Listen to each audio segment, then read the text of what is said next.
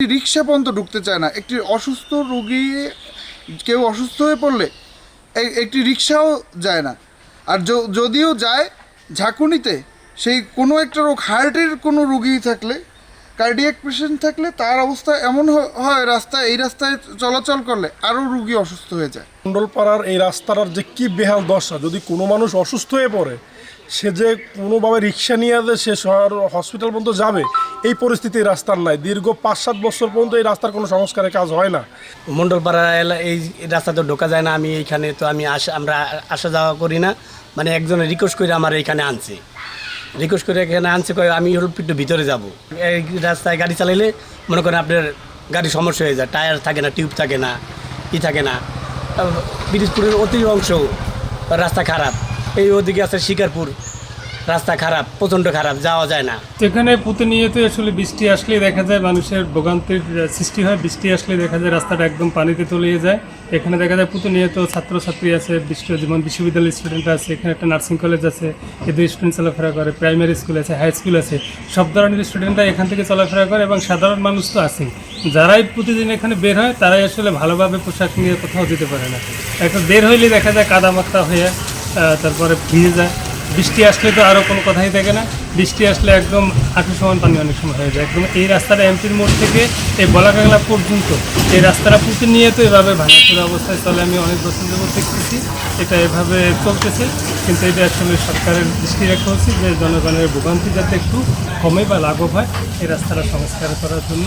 পানি জমে থাকে, ডেঙ্গু মশায় অনেক রুগী হসপিটালে ভর্তি আছে, কিন্তু অনেক বিবেকবান মানুষ আছে, কেউ এই জিনিসটা তুলে ধরে না।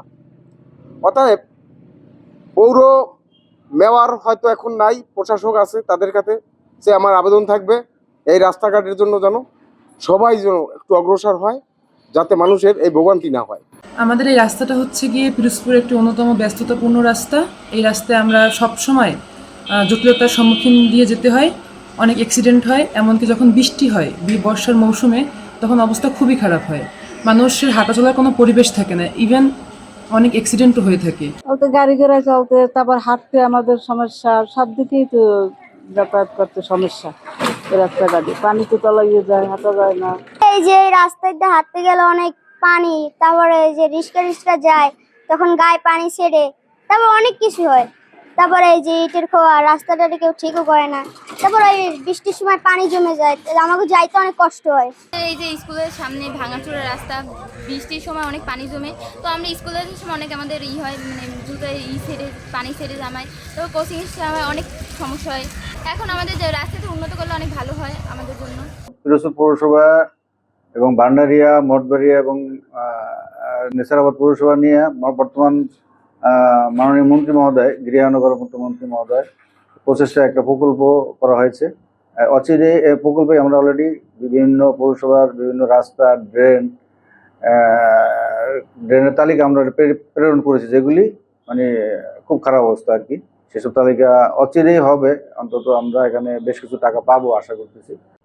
পালপাড়া রোড এবং ড্রেন, সেখানে উনি 3.5 কোটি টাকা বরাদ্দ করাইছেন, এবং সিআই পাড়া রাস্তা এবং ড্রেন ওখানে 2 কোটি টাকার উপরে বরাদ্দ করাইছেন। শহরের এবং শহরতলির বেশ কিছু রাস্তা উনি যা মানে চেষ্টা করতেছেন বরাদ্দ করার জন্য।